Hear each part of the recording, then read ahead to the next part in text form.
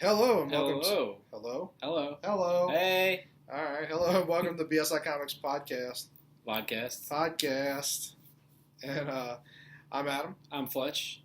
It's been a week and a half since we last recorded. And so, we'll discuss something in a minute where this show is going to be dedicated.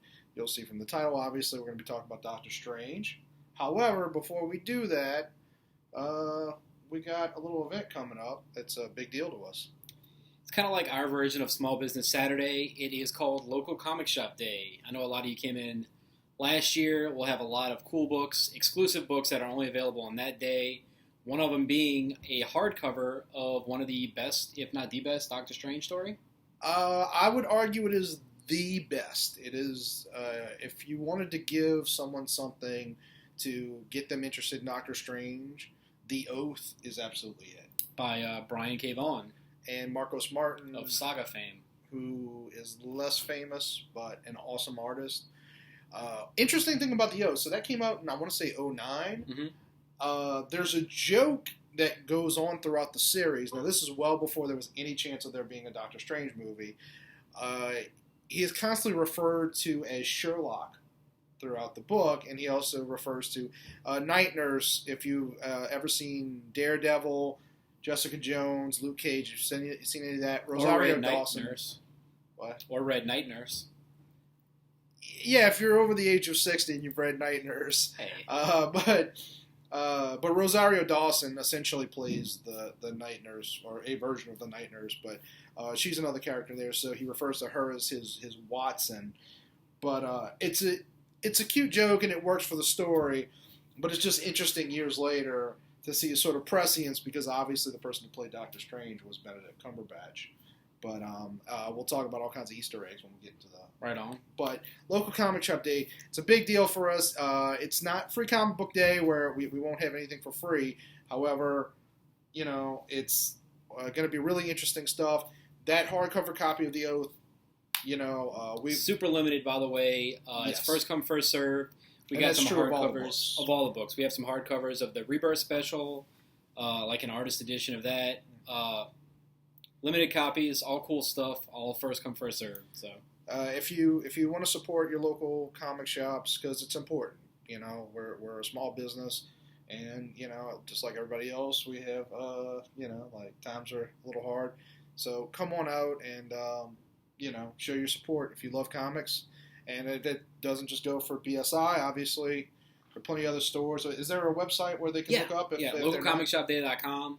There's a store locator. You can check out stores in your area if they're participating. And you can also check out all the books that are available, see if there's anything you're interested in. Are we doing anything special beyond that? Are we having any? We'll have a couple sales and stuff going on in the store. Okay, so come check it out. All right, I guess we're going to talk about Doctor Strange for a little bit. Now, to start off, we'll do like a couple minutes where there's no spoilers, and after that, we'll do a spoiler wall. I'll let you go first. You saw it first. Did I? I guess technically. All right, I can go first. So, go on. All right, well, you told me to go first. I enjoyed it. I saw a lot of people talking about like it's the best Marvel movie so far. I highly disagree with that. I think it's a very good movie. I'd give it a solid B+, maybe A-. Visually, it's definitely Marvel's best movie. As far as visuals, it's incredible. If you take that scene from Ant-Man where he's in the subatomic universe, the quantum verse, you multiply that by 1,000. That's a lot of Doctor Strange. Obviously, there's a lot of references. People are referencing Inception. Obviously there's a little bit of that. I'd put it a little closer to The Matrix in terms of a lot of what goes on there.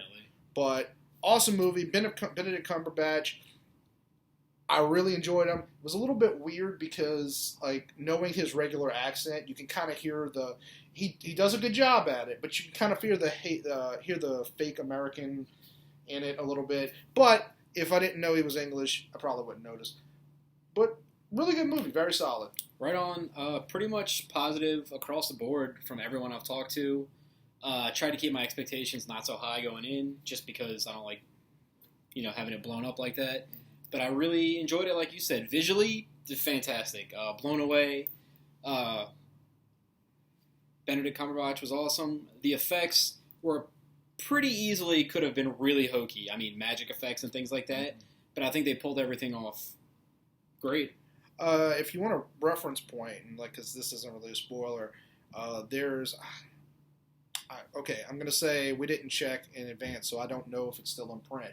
But visually and story-wise, a lot of it's based on the J. Michael Straczynski, Brandon Peterson miniseries that sort of revamped Doctor Strange. I think that was around 2005. It might still be in stores or in print. It would make sense since it is based on that. It's also pretty close to the Doctor Strange animated done in 2007. Yes. Very close. But that's based very on much that. yeah. So, but yes, if you want another reference point, there is the Doctor Strange animated. It's not the same. It's not the same story. It's very different, but visually they take elements from it, like the weapons and whatnot. So. Right. So I will say, and I'll ask you this: neither one of us saw it in 3D. Do you feel like you need to? I heard a lot of people said. I heard a lot of people said you have to see it in 3D. I'm definitely seeing it in 3D. This is the movie to see in 3D. I've always maintained that no movie needs to be seen in 3D. For one thing, if you really love a movie, eventually you're going to see it at home. Right. And if the 3D is what drew you to it. I'm a big fan of the IMAX screens and the Dolby surround sound, but not the 3D. I agree with that totally. IMAX, absolutely, if you get a chance to see it that way. I agree with what you said earlier. I feel like I would have had a severe headache seeing this movie in 3D, so I don't recommend that. The 3D tends to lose itself a little bit. I mean, you're still on a box. You know, it's not like it's completely immersive. So, but overall, definitely recommend. Again, it's not at the top of my Marvel movies. It's probably a little closer to the middle, but they did an excellent job. With a character a lot of people aren't so familiar with. Absolutely. Doctor Strange, he's had a few... there was actually going to be a Doctor Strange TV show at one point that fell through. I think it was in the late 70s, early 80s or something like that. But for the most part, people are only kind of aware of the name. So if you haven't seen it, go check it out. If you have seen it, then stick around for our review, because guess what? Spoilers. And I'm not really going to put up any sort of transition or anything like that, because that's kind of a pain in the ass. But spoiler wall, we're in it. Review, do you want to go first in it? Sure. Like we said before, visually, absolutely stunning. Everything was really cool. I think one thing you mentioned, the sling rings were kind of weird. Yeah, my main issue with it is, I get it as a plot device, you don't want to get trapped in the whatever dimension, right. But it seems so hokey and unnecessary. And especially, they made it look like brass knuckles, I guess, because they didn't want it to... It looked like it came out of a Cracker Jack box. It did, but I think part of that was they didn't want it to look anything like a Green Lantern ring. That, maybe I'm wrong, but I get the impression maybe that was, because when you think rings in comic books, you're thinking of Green Lantern. I don't know why they needed a ring at all. You could have just... Right. It just... That particular part, it's not bothersome. No, it was just something, I wasn't going to jump into this immediately, but speaking of bothersome things, I know you said you didn't care much, but Marvel needs to stop with the damn Stan Lee appearances. It was cool at first, but in this movie, you're going through a tense scene, and then out of nowhere, you see Stan Lee reading Aldous Huxley's, I don't remember the name of the book, but it was some sort of quantum universe joke, and it took me out of the movie completely. You're following two great actors, and we'll get to I can never think of his freaking name. Chiwetel Ejiofor. We'll get to Chiwetel Ejiofor in a minute, but we're watching two amazing actors in this really tense scene, and all of a sudden, the movie just halts for this joke involving Stan Lee. And I get it, but it's time for Marvel to stop. See, I thought the humor was good. I thought it pulled off what it was meant to, getting you out of serious, stopped it from being too serious. See, I have to say, of all the Marvel movies, I disagree with that totally. I think this one, the humor fell most flat for me. The only time that I really was kind of amused was at the end. The very Wong end. has that one joke that he starts laughing at. But the rest of it, it just... like it felt so out of place. And it's not that the movie was overly serious. It kind of was and it kind of wasn't.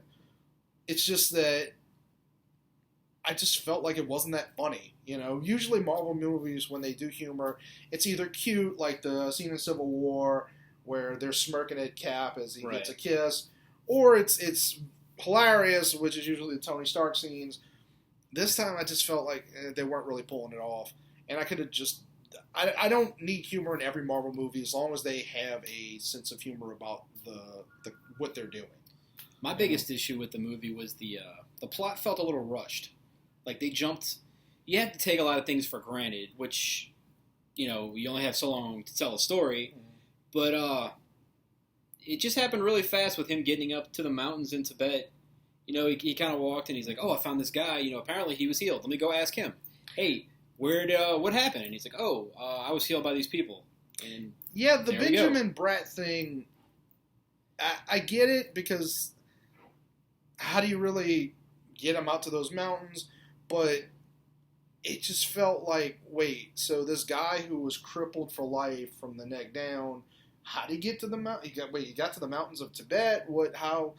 They really don't do a good job of convincing you, and it's all just like, look, we get it, but we need to get through this. We need to get him to... It seems like something like so magical and so, you know, massive would be a little better hidden. You know, it's not like they're just out in the open where you can just go knock on the door and be like, hey, I'd like to learn some magic today. I also felt like they didn't do a great job of convincing us that Doctor Strange was an asshole. Sorry for the whatever. That'll be the last one. But they didn't. Like, don't make promises we can't keep. Like, they didn't do a good job of making me feel like he was a jerk beforehand. Like, yeah, you're really supposed to, you know, have him. He's supposed to have it coming to him, basically. Right. Like, the way they get that across is he's doing something really arrogant where he's driving, like, I think it was an Aston Martin or a Bentley, one of the two, and he's doing something really dangerous and texting while driving, which I felt like that was a weird moralizing, like, in there somewhere. But I don't buy that a guy that smart is doing something that dangerous.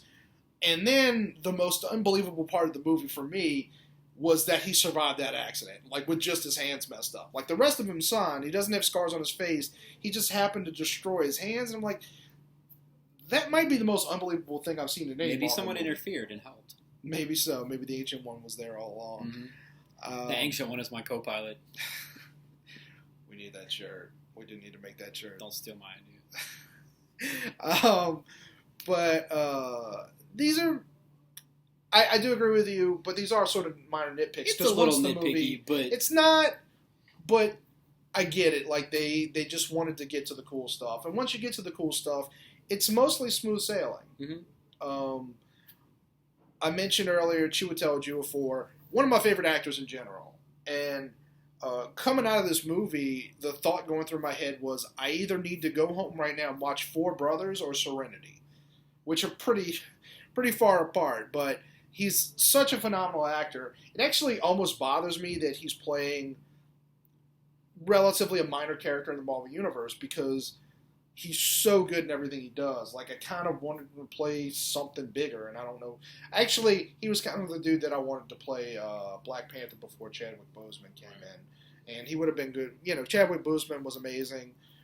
Happy, you know, and excited to see Black Panther, but yeah, just he's so good. He really, to me, steals the movie.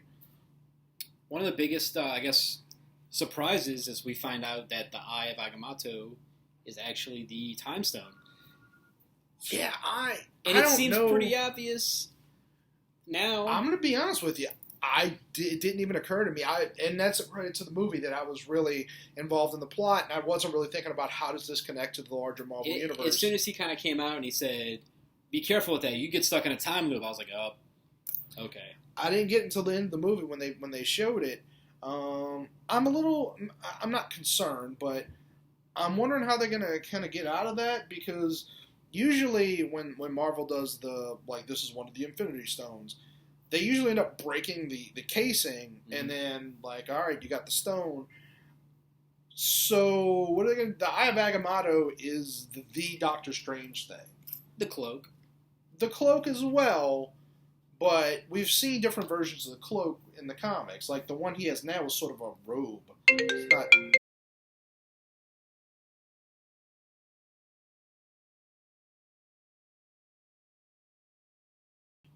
And we're back.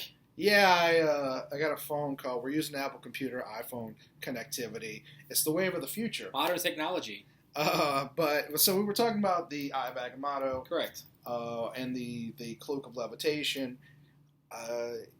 Yeah, I mean the Eye is. There's nothing more signature Doctor Strange than the Eye to me, and so it's a little weird. I mean, maybe they'll put it back. I don't know. It seems like a strange choice. What? Oh, I thought you did that on purpose. I don't know what I did, but okay. Said it's a strange choice. Oh, sorry, no, Right. not my intention. Also, I guess the big villain, Dormammu? Sort of. I mean, the Sort of. villain throughout the movie, and I feel like they almost underplayed Dormammu, was a character named Caecilius that I think was in the comics, but I'm not familiar with him at all. I didn't think so. Well, I mean, I'm not totally familiar with Doctor Strange's villain roster. I think that was a character they made up. So, but yeah, so I think the most interesting thing about it is that you find out at the end the Ancient One has been tapping into evil in order to power herself over the centuries. Mm-hmm. It's an interesting choice, and actually, to me, it's maybe the boldest choice that they make in the movie. It's something that really sells me that it's more than just let's just go through the motions of another superhero movie. Well, it actually makes you think, is she wrong for doing this? Is she right in thinking that she has to be the protector of all this, so she has to do what she has to do? But I enjoyed it. What did you think of Tilda Swinton as the Ancient One? It's fine with me. Obviously there was a big controversy about it because... I wouldn't call it a big controversy.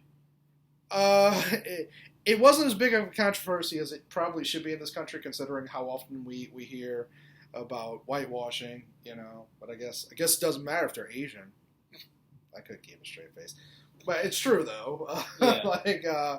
People flipped out over Iron Fist because they were like, he should be Asian, but he's a white character. Right. But in this case, they didn't really care much, I guess. But she did a good job, People so are weird.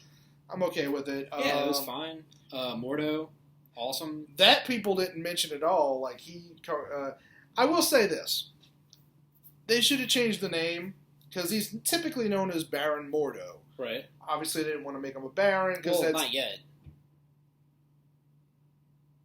Well, you think he's going to be Baron He's Mordo? going to become a Baron, yeah. He's gonna take charge of an oil refinery. Something like that, yeah. But typically he's Baron Mordo. So they went with, I think it actually is his first name, Carl Mordo. It doesn't work. It feels like he should have a name tag. It says, hello, my name is Carl. Yeah, it's... And a trucker hat, maybe. It doesn't work. Now, you don't hear his name often, but I only noticed it because I was looking at the pop vinyls that were coming out for it, and it just says Carl Mordo over there, and I was like, his name's Carl Mordo? I don't. It doesn't sound like a black guy, but okay. Back to the Dormammu part. Pretty hard character to pull off. It was weird that the scale they put him at, I guess. But he basically looks like a giant. They've done that in the comics. He looks like a giant pumpkin. I mean, he's supposed to look like a giant pumpkin. It's hard to make it look cool without being hokey. It didn't exactly look like the comics, but I don't need that. No, not at all. I think it worked. I would have liked to see more of Dormammu. It was interesting. They so I think it was Kevin Feige was talking about, or Feige, whatever his name is. Apparently, at one point, they were going to go with Nightmare as the villain, and they said they didn't want to do that because they thought it would be too much to introduce to the viewers, to the audience. I don't understand how the Nightmare dimension is more complicated than the Dark dimension. Dormammu is pretty obscure. I mean, even No, I mean, if you know anything about Doctor Strange, you probably know Dormammu. But most people don't know anything about Doctor Strange, so yeah. Some of the Easter eggs. So the weirdest one to me was the Living Tribunal, the staff of the Living Tribunal. Okay. And I saw a few people making a big deal about it, like, oh, well, like this is one of the bigger cosmic entities. And it is in the Marvel Universe. The Living Tribunal is implied to be the voice of God, which stands above even the universe itself. But I wouldn't make too much of that. I think it was just supposed to be like a quirky little Easter egg. I don't think at some point the Living Tribunal is going to come down and be like, you have my staff. Now you have my wrath. Are we rapping now? No. Let's see. What were some of the other ones? I think you mentioned you didn't notice much, but when we first see the Sanctum Sanctorum, which we find out in the movie is one of three. There's the Hong Kong one, the London one. Is it Hong Kong? No, there's four. So there's Hong Kong, London, Tibet, and New York.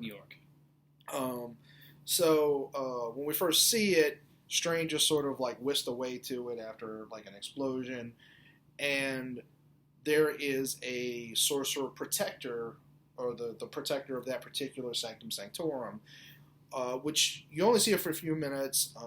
It seems like a random black guy. Only at one point Caecilius calls him out Drum, which is a reference to Brother Voodoo. If you're not familiar with Doctor Strange, you're definitely not familiar with Brother Voodoo. Brother Voodoo is basically a sorcerer who uses, obviously, voodoo magic. But it's two brothers, Jericho and Daniel Drum. One of them, I think it's Daniel, dies, and they sort of join spirits, and he becomes this powerful sorcerer. Also took over for Doctor Strange for a while, right? Yes, he briefly held the Eye of Agamotto. We don't need to get into the details of that because it's complicated, but basically, Strange messed up. He did some, and they were like, "You're not worthy of the eye," so. But then Brother Voodoo was killed, as the black guy always is in the story. Is this making you uncomfortable at this point? No, I'm listening. Trying to see where you're going. But that is what they did. They killed off Brother Voodoo, and Doctor Strange became Doctor Strange again. He got the Eye of Agamotto back.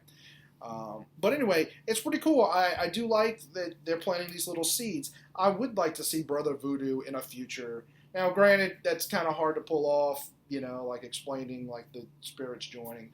But a little thing like that, like, oh, look, Brother Voodoo's in there. Right. I do like that they pay attention to these kind of things, and there's little things you see in the background you might not notice at first, or actual like character names. It's nice they actually care about including these things, because they could have easily just been like, oh, we're going to call him Bob, Carl, Mike, Did you notice that Wong was played by a guy actually named Wong? No, I did not. Yeah, like go look at the credits. Wong is played by a guy named Wong. Pretty awesome. Might have been he was pretty good, but he might have been the weakest character for me. I think he did what he needed to do. Yeah, he was all right. Let's see what else.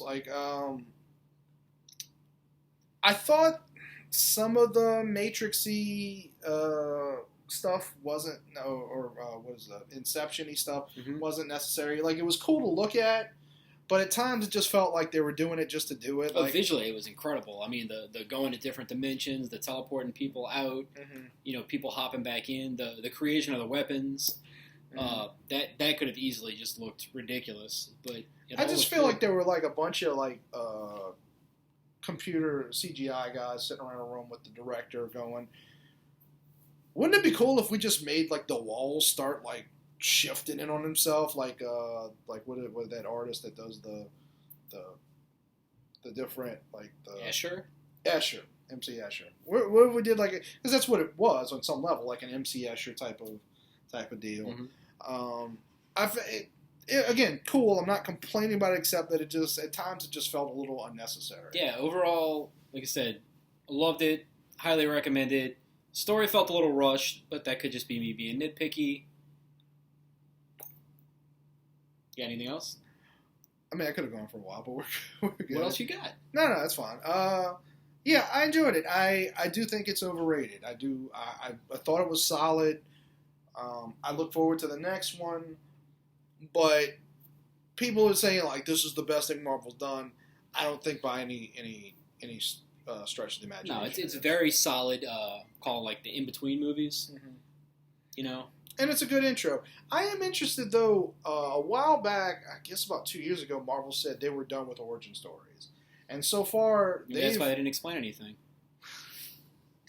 Fair enough. But they backed down on that on both counts. Where they did that, Ant-Man was an origin story to some degree. I mean, I guess you could argue, well, they didn't show the original Ant-Man's origin, but that was an origin story. You have to develop the character. I mean, a lot of these people don't know the characters. You need to give me something. But I think you can sell people on just like, okay, he's got an Ant-Man suit. I think you can sell people on that as long as they like the character.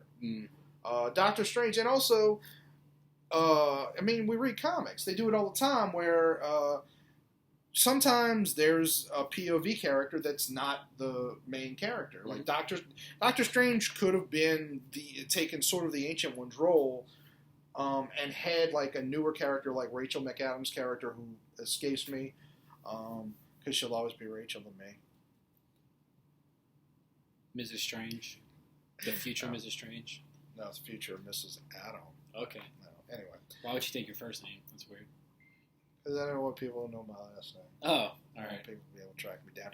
Anyway, like she had a little moment of she was like, well, what's going on? Right. They could have done, and look, again, movie's done anyway, so it doesn't really matter, but I am looking forward to the point when they just go, let's just do a movie and not, we can fill them in on the origin, like in DC and Warner Brothers do this all the time where they're like, let's do Batman's origin, even if it's just for 2 minutes. We don't always need it. Like, I like the idea of them releasing like a comic companion or maybe do like a teaser or something like that. The problem with that is that the majority of the audience aren't going to come do that. I get it. But overall, solid movie. I look forward to seeing Doctor Strange. Did you ever get around to? I know when you first saw the movie, you missed out on the two. I did not. Okay, so I'll explain that to you. I mean, people have probably seen it, but one of them was you find out that Mordo at the end of it, and this works, and she would tell you before, best thing in the movie by far. At the end of the movie, he just goes, "Yeah, okay, yeah, we won, but you did the same thing she did. You basically risked destroying the universe. You broke all the rules that we're supposed to believe in. So what do we believe in anymore?" And just said, "Screw this, I'm out." Then the movie, he basically he sort of Sinestros up and decides that he basically goes back to Benjamin Bratt's character. And he says, "You've been abusing the power, and I figured out what's wrong with the universe. Too many sorcerers." And he basically steals his power and his life force. Well, no, he's still alive at the end of it. He's just laying on the ground. Right.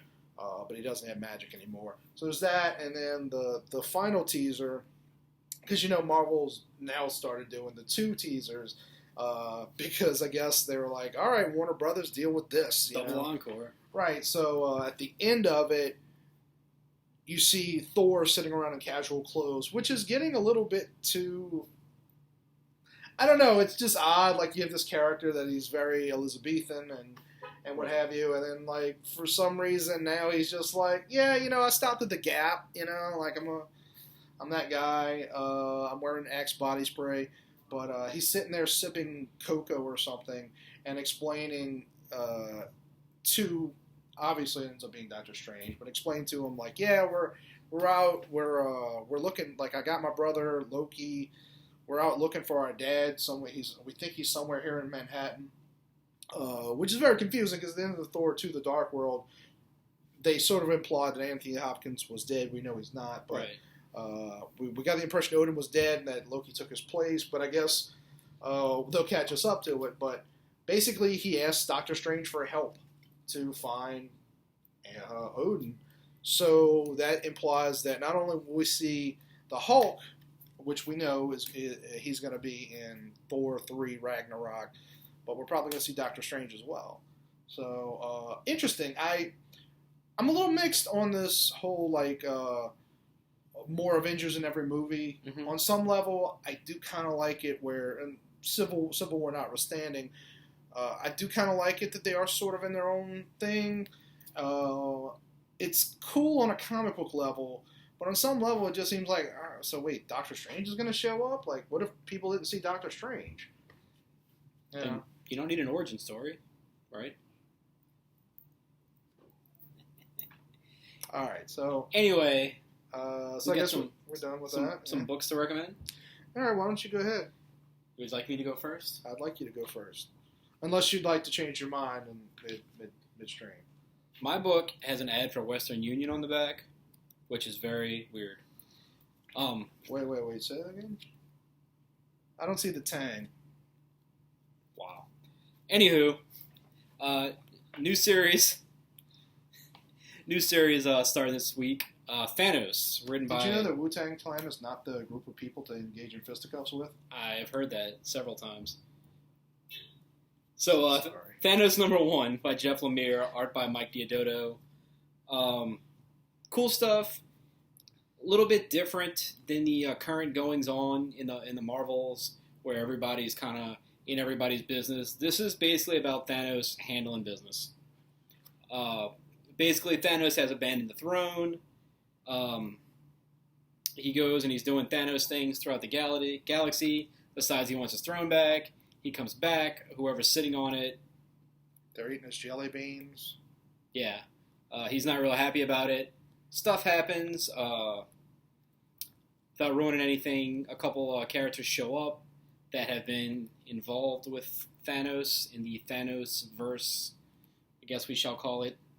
And it sets up Are we going to call it that? The Thanos verse? That's what I'm going to call it. Things involving Thanos.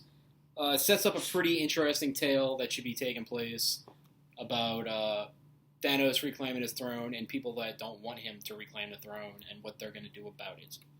So if you like big, angry, basically gods destroying stuff and people being angry about it, check out Thanos.